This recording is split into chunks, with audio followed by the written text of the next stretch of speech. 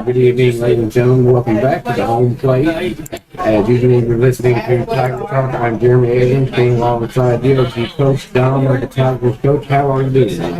I'm good, man. We had a good practice today. Had a good day at school. Well, we'll just go over the game quickly. Friday night, unfortunately, suffered the first loss of the night. It was disgustingly nasty. The hurricane was just starting to get into our area. Sheets and sheets of rain.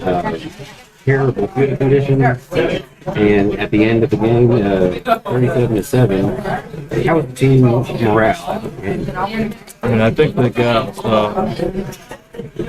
got the pride to kid a little bit. And I think it wasn't the loss that got them pride-wise. I think it was the fact that they went down and scored the first series. Then we get the ball back and we march down. We shoot ourselves. Second series, safety makes a poor judgment, touchdown. Offense series, next time, shoot ourselves in the foot. Third series, again, breakdown of coverage.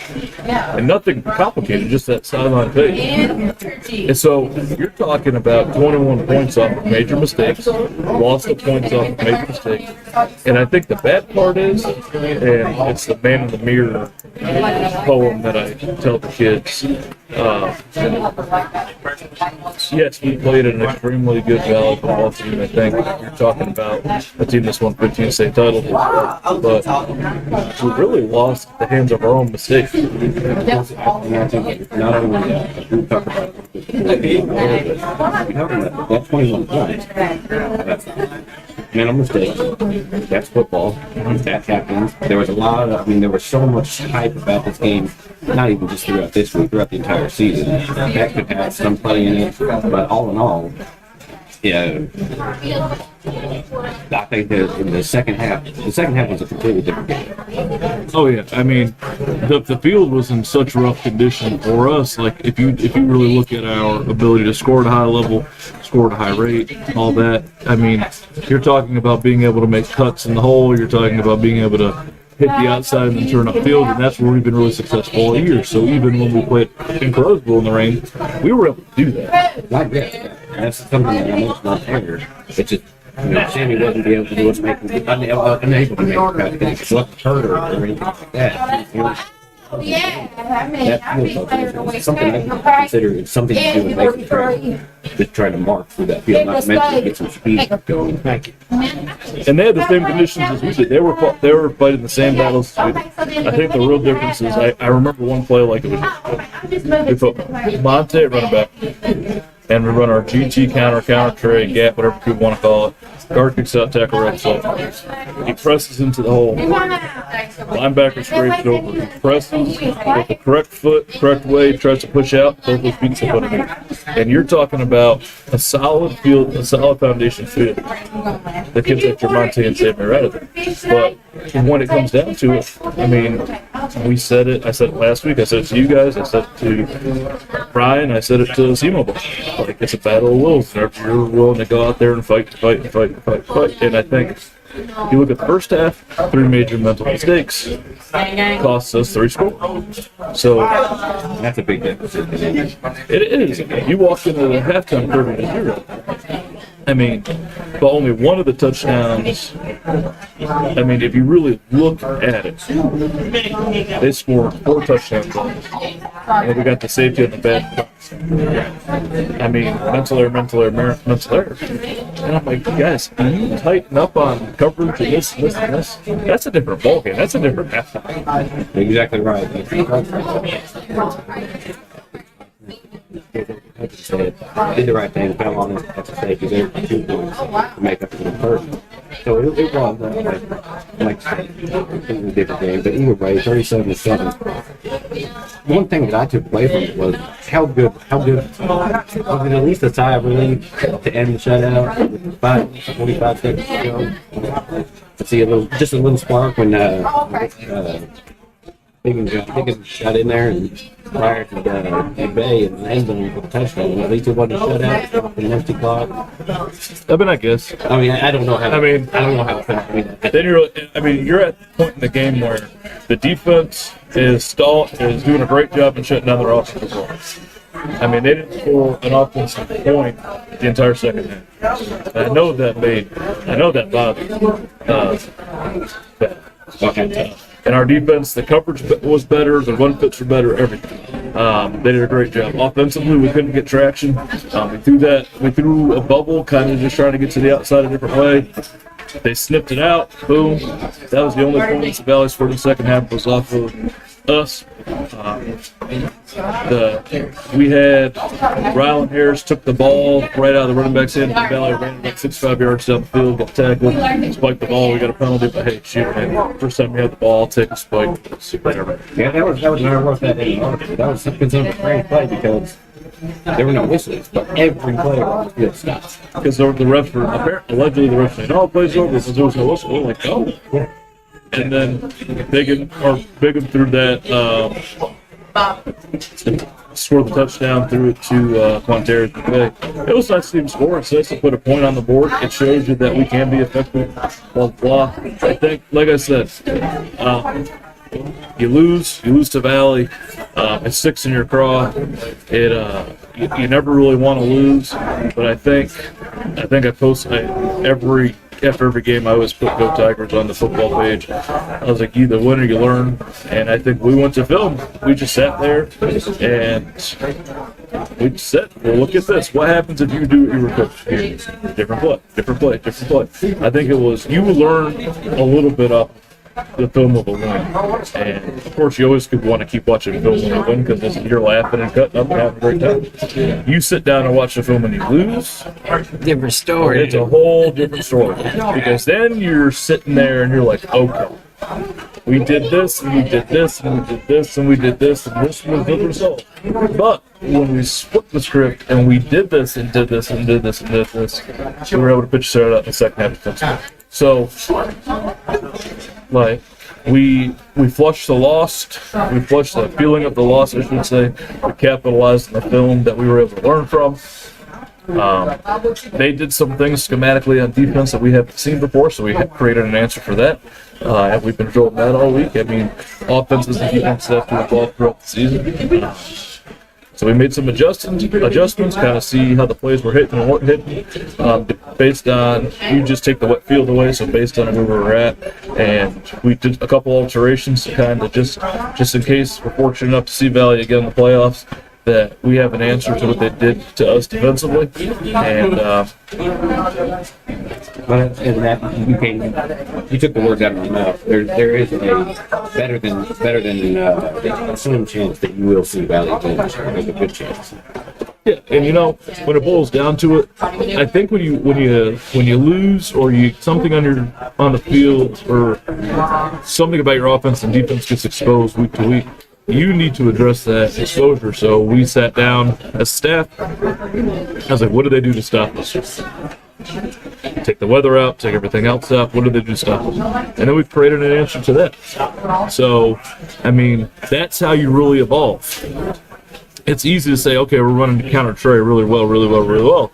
But they took away this, and this. Because they did this, and this. So we didn't have an answer for that because I'm going to tell you, if Valley did it, someone else is going to try it. Yeah, and I'm going to be honest, nobody's going to be able to do what Valley did except for Valley. Yeah. I mean, you're talking, they had 7 men in the box, manned up on the outside, and every time one of our guys got the ball, they scraped all 3 of those guys and overflowed. In the rain, you're not going to have a cutback lane, so you have to have an answer for that. So we sat down and figured out an answer to that. So I think we got out of the game the most that we could. I think it humbled us a little bit. I think it put things in perspective with the kids, and I think reinforced everything that we've been telling them. We went back to basics this week and hammered some fine-tuned stuff. And, I mean, we've just been on the Scott City for the rest of from Saturday at noon on. We've been on the Scott City. Let's do the same thing. So the Tigers now 4-1, and when we come back after a short break here at the home plate, we're going to talk about those Scott City Rams and what Coach G and the boys have up their sleeve. We'll be right back on the Booty of Sports. Great food and electrifying atmosphere and entertaining people. Come on in to Home Plate Bar and Grill, located at 1710 State Highway 84 in Hayti, Missouri. No matter if it's high noon or closing time, it's never too late to slide in to home plate. Hey, if you want a truck or a real fine car, Faulkner Auto Sales can get you cruising in any style. If Faulkners don't have it, they can get it. And if they can't get it, it's not even made. Go see Dwayne and Kevin at Faulkner Auto Sales on Truman Boulevard in Caruthersville or call 573-333-3800. And remember, if Faulkner's is not on the back of your vehicle, it damn sure ought to be. Glowing Hearts In-Home Care Service is an in-home supportive care provider serving the area from locations at 1119 Ward Avenue in Caruthersville and at 511 East Elm in Marston, Missouri. Glowing Hearts has friendly, professional employees who provide home nursing visits along with personal and homemaker services to enable clients to remain at home. There is a difference. See for yourself by calling Glowing Hearts In-Home Care Service in Caruthersville at 922-5056 or in Marston at 643-2537.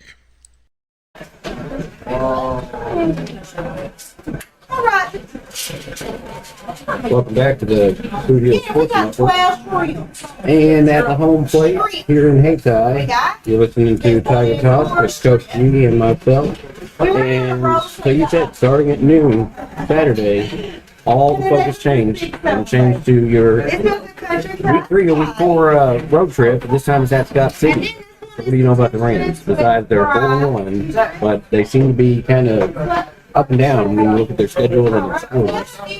They started out, looking like they were world beaters, and then Hayti came in there and to me was the upset of the year so far. Week 3, when Hayti beat them, then they come out and 2 more in a row against Porterville, which Porterville had that game won until a late kick return and then an interception, and then they went to Malden, which we know Malden may be kind of in a rebuilding stage, and they were 34-6 last week. So, how do you feel about this guy?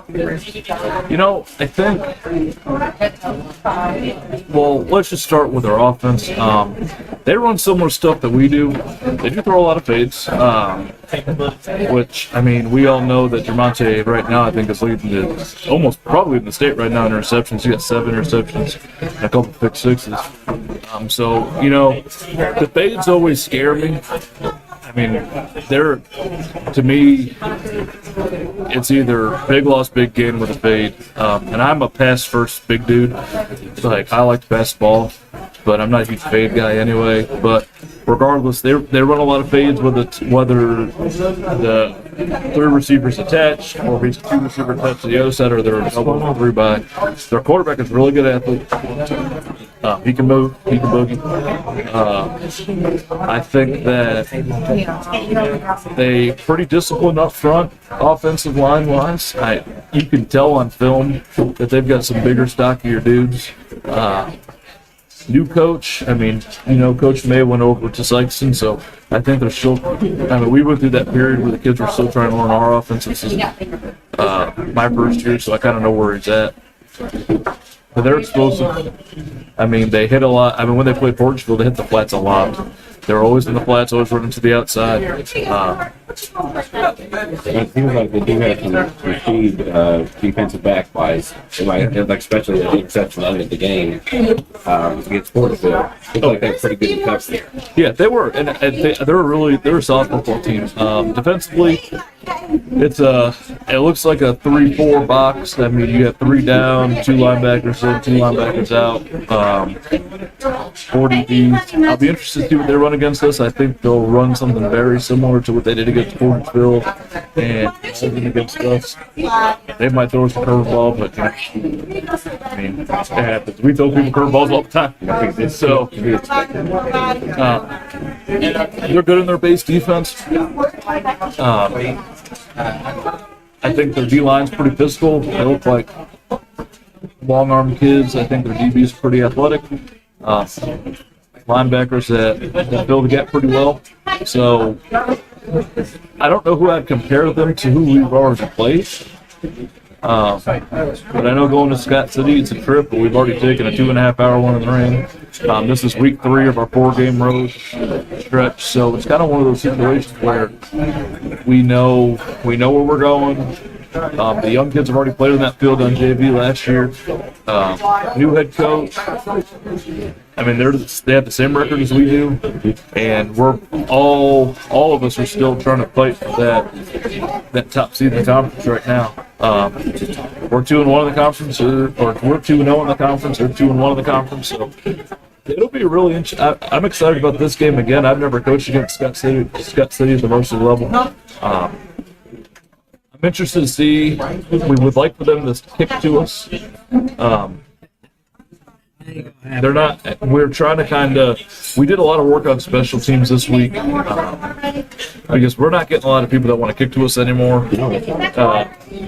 Monte's getting mad back there. Those skinny guys and their feelings. So he's all mad. He's like, "Come on, coach, you want to kick me?" I'm like, "I wouldn't kick you." No, That's called smart coaching, ain't it? that's right. Like we're in Charleston, and their punter, he rugby'd out, kicked it out of bounds. And Monte's like, "Dang, coach, you kicked to me." I'm like, "I wouldn't kick you." I was like, "I'm mad too," but hey. So we want to try to figure out ways that we can capitalize on our return game. I mean, you have Sammy, Monte, and Josiah back there, and we want to be able to maximize them getting the ball. If we can figure out a way to make them kicks to us, that'd be great. But I don't think any coach who has really good returners has ever found a way for a team. They would have probably just rather squib it and then let one of the bigger kids fall on it than have it in Monte's hands. I can tell you from being up in the booth, I'm literally shocked when I see a kickoff that's anywhere in the vicinity of number 8. Because then I start looking up field, seeing what he's looking at, and it's gotten less and less as the season's gone on. I don't blame him. No, I don't either. Not at all. But it's more fun for us. So does he have the green light if he gets close to the ball? So does it, Can he just pick it up and run if it's going out of bounds and catch it on hop, go? Yeah, it's not fine. Yeah, I get that 6. Okay. I remember one game, I forgot who we were playing, it was last year. They kept kicking out kick out of bounds. He was like, "Do you want to just take the ball?" I'm like, "No." They kick it out, it rolls out of bounds again. "Coach, what do we want to do?" Kick it again. I was like, you can tell their coach that every time you ask me if they're going to kick, they're going to kick it again. By God, you're going to kick. And they ended up worm burning it down the middle of the field. But it's an advantage on our end. It really is. It forces teams to be in a 4th and long situation and go for it.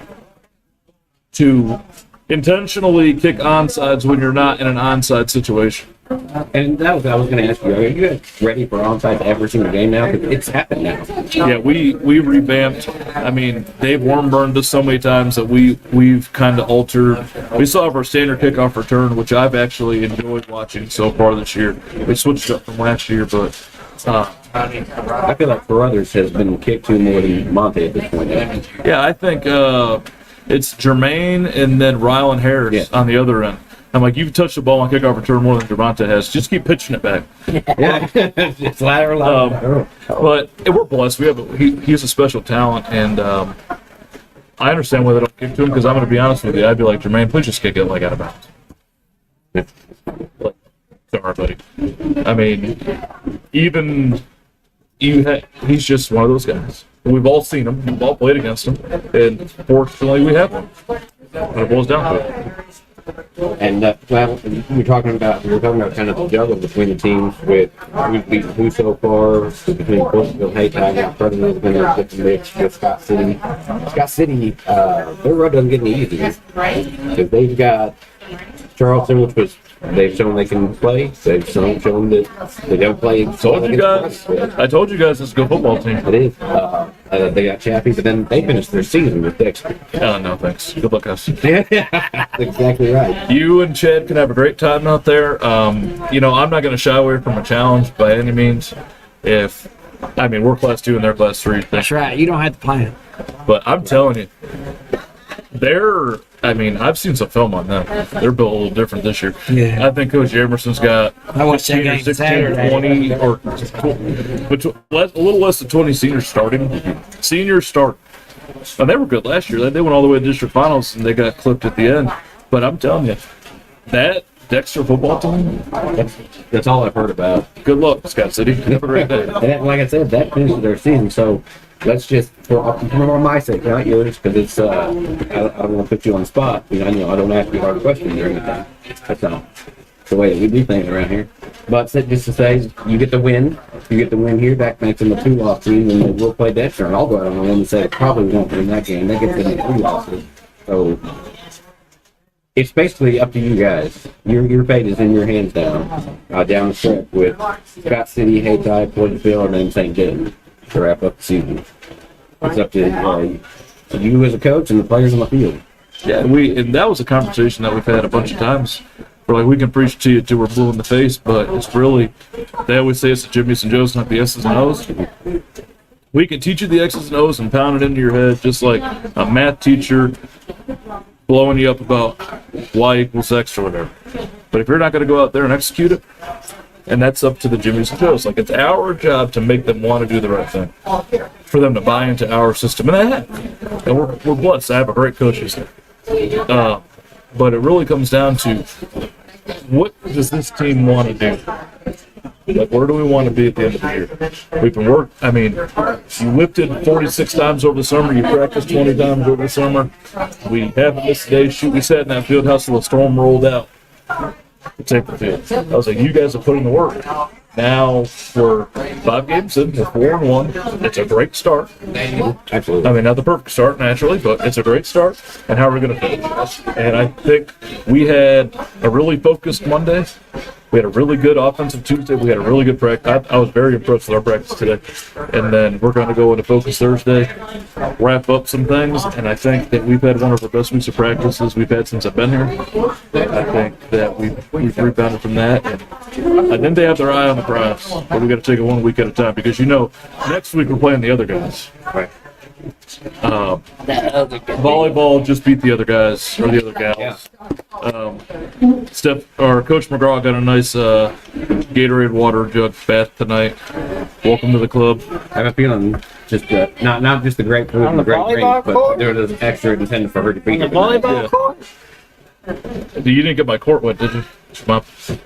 No, they got me in the locker room. Oh, they got her in the locker room. That's okay. I was gonna say that water is gonna mess up the wax. But all jokes aside, great job volleyball, and yeah, the kids have their eye on the prize or not, and they understand that we got to take it week by week. But that carrot started to get a little closer. Yeah, that's and in case you can't decipher the big guy, we're talking about the Battle of the Blue Hills. Me and Mark mentioned earlier that is coming up, and at least it's not another hour or 2 hour drive. You guys got to be getting a little sick. Yeah. Do you see how nice my field looks right now? That thing hasn't been touched. It's actually green. Hey, it's got a lot of water to it. Yeah, it's got a lot of water to it. Yeah, there's going to be some guys are going to have some extra work to do. We're going to wrap it up. Scott City, it's Scott City 4-1. The Tigers 4-1. There's some players here. They've forgotten all about the loss. It's one game at a time. And Scott City Rams Friday night, pregame at 6:45 on the Big Hill Sports Network. Kickoff at 7. Coach, good luck. Best of luck to you and the boys. Stay healthy, stay fast, and on to the Battle of the Big Hill. But good luck Friday night. And when we come back, I'll have the Player of the Week for the Pleasantville Tigers. Coach, thanks again. Thank you. Hey, would you like your own slice of heaven? You can do that at Little Pizza Heaven in Carolysville, Missouri. You can eat in, take out, or have it delivered. You can call 573-333-0490 or go by and see Christy and the gang at 503 Ward Avenue, Carolysville, Missouri. A Carolysville tradition. East Prairie, nah. One of our fine sponsors today is Glowing Hearts Consumer Directed Services. If you are disabled, trying to remain at home, and struggling with daily personal care, contact Glowing Hearts Consumer Directed Service in Carolysville and Marston. Consumer Directed means you can designate a friend or family member who is paid to assist in your personal care, shopping, and housekeeping chores so you can continue to living independently in your own home. Find out more by calling Glowing Hearts Consumer Directed Service, LLC, in Carolysville at 922-5056 or in Marston at 643-2537.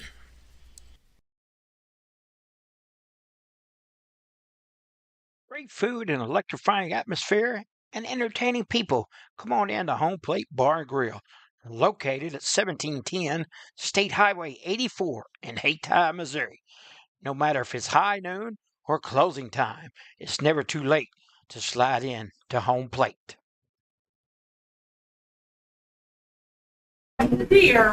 Welcome back to Tiger Talk here at the Home Plate Sports Bar and Grill. I've got a very special guest. It is our Pleasantville Tigers player, Boot Heel Sports Network Player of the Week, KENYON BOGAN. KENYON, first of all, how are you? Pretty good. How about you? Doing good. Briefly touch on the battle. Obviously disappointed, but he had a lot of factors in that game. Starting with the weather. I know we get the feel, but you could tell from it. I was on the third floor up there in the press box, so you could tell how terrible it was. Yeah, it was pretty bad. So how was the team morale? Let's talk about halftime. 30-0. What's the team? What's the feel in the locker room at halftime? Pretty crazy, you know. We're down, but try to hang our head up and go back on the field and try to do what we always do best. Try to come back. Well, it's like Coach and I were talking. The second half was totally different. Yes, sir. Totally different game. And if we're some of the mistakes made in the first half, that's a whole different ballgame. It's 21 points. Scratch away, and then of course to take the focus. That's just another mental mistake. Well, that very well could have been 7-0. Yes, sir. But you guys came out. You fought hard all over. Never rained out. I mean, it stopped fourth quarter. I think it gave up at that point. What's the difference? Destroyed. But you guys kept fighting all night long. Yes, sir. Thank you. Yes, and let's see. You are. What year are you in school? Senior. You are a senior. That's what I thought. So, is it your responsibility to go in there and tell the guys to keep your head up, and then there's still another 24 minutes of football? And Yes, sir. Of course. And especially being a captain, you know, you gotta get on to them, tell them to lock in, and try to get the job done. Of course. okay, so Coach said that since noon Saturday. Forget about Valley. You focus on Scott City. Yes, sir. Tell them. You think you guys are ready for him? Of course. I'm putting out. I got a chip for myself. Yeah, I don't think you're the only one. Yes, sir. I think the entire town of Presville does. But if you put a helmet and pads on, it's going to change things. Of course. They're coming in at 4-1. They've had some pretty close games. Hayti was the biggest upset to me as of week 3. And Hayti really stomped it. I mean, they gave it to them. So I mean, they're beatable. You guys are fired up. Yes, sir. No doubt about that. In the moment, in the storm, how did you keep your foot underneath you to go ahead? I mean, you had a great game. And like we said, the second half, the defense, you get the ball open. You're actually forcing punts and getting the ball, and it's just Sammy and Jermonte just couldn't get the lane around the field the way it was. So Stuffed up the run game. Yeah, absolutely. Focus right there. Stuff it up. And just lead us our needs and times, which we can fix that. right. Well, like I said, and you are our captain. And a lot of people don't know, and me and you go way back, don't we? Yes, sir. All of us, right? We go way back. Well, and Mark, I don't remember exactly what age it was, but I think it helps you catch. Yes, sir. Touch and catch. First time catching ever, and it turns out to be one of the best catches I've seen in the area. That's right. I just have to say, I'll never forget though, the very first time we practiced, you told me, go on. Kept going harder. And I caught you right in the face mask. Sure enough, your mom walked up, and the first thing you said was, he hit me in the face mask. Snitched on me as soon as I said he told me to. But yeah, I bet Mama's like, toughen up. there's something like that. Yeah, I think Matt told me. Yeah, I think so. But you seem to have grown into a fine young man. You're standout, captain, senior. Well, what are your plans after high school? I want to go to trade school. Right, that's a fantastic idea, and there's opportunities everywhere for that. Yes, sir. Well, let's make it official. You are the Boot Heel Sport Player of the Game, Player of the Week. KENYON BOGAN, 5 tackles, tackle for a loss, captain leadership, senior leadership the entire way. So if you look at that beautiful woman right over there, not my wife, that beautiful woman, we'll take a picture. Congratulations so much. Good luck, not just the rest of the way, but at Scott City, and then of course Battle of the Boot Heel. We gotta prove something to that man right there. Last time I was on this, I told them I got 3 peats. I'm not losing my senior year against them. All right. Said that last time. I like that. You want to give anyone a shout out? We got some people watching. Yes, sir. Of course, my mom, you know, been in there since day one, and my dad and coaches, of course. Well, good enough for me. They're good people, folks. And one more time, Kenyon Bogan. He'll be on the BOGAN Sports Network doing what he does Friday night in Scott City. And that'll be that's your third week in a row on the road, and still it may not feel like on the road, but it's about a mile that way. Yes, sir. And about a little bit here. But Go big game right there. I think so too. Hey, you throw the stats out the window. That's a battle. Yes. And it's all on the turf. It's all on the field. So we're going to take a quick break here, and then we'll wrap it up. And thank you so much for joining us. Sir, thank you. And I look forward to seeing what you guys do to those Rams. I've never been a big fan of Scott City. I'm a Tiger fan over when I was doing Haytime games. So thank you so much, and we'll be back just after this on the BOGAN Sports Network. Whether it's balls and strikes, fouls, or flags, your referees and game officials are a vital part of high school athletics. If you've ever tried your hand at officiating, you know how hard these men and women work, and you certainly know that they would never miss a call intentionally. Keep these things in mind as you attend sporting events. After all, respecting officials and authority figures is one of the most valuable lessons that we could teach our students. This message has been brought to you by your friends at this local radio station and the Missouri State High School Activities Association. Fans, when you attend a high school game, do you stand at attention during the national anthem? Do you cheer a good play by the opposing team? If your team loses, do you take it well in stride? If you have answered yes to any of those questions, you are showing positive examples of sportsmanship. Don't forget that when you attend high school events, young eyes are watching you for examples of acceptable behavior. By making a conscientious effort, you'll be helping our students grow into better citizens. This message has been brought to you by your friends at the Missouri State High School Activities Association and this local radio station. Great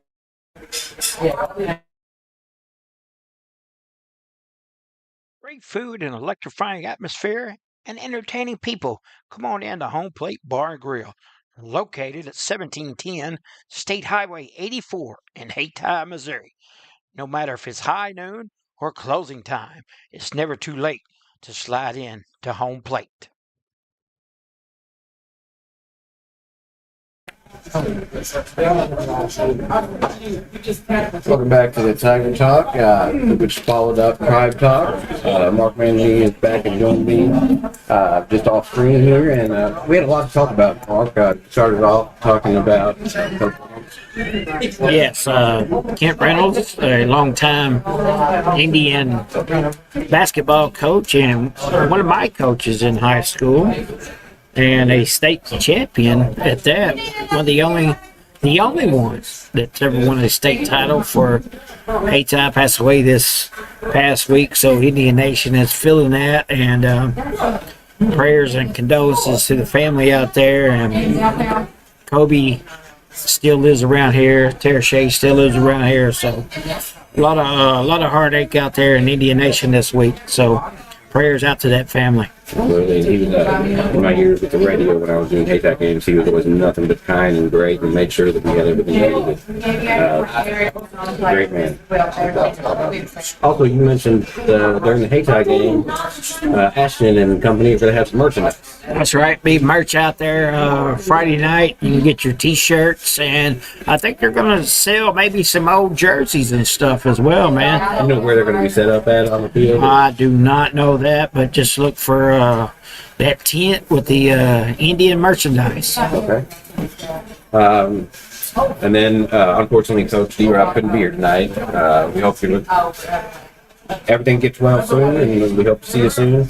That's right. And Jerry, we got some good games on the network this weekend. There's 3 games every Friday night from here on out, man. That's exciting. Yeah, we're so glad to have Porterville on our broadcast as well.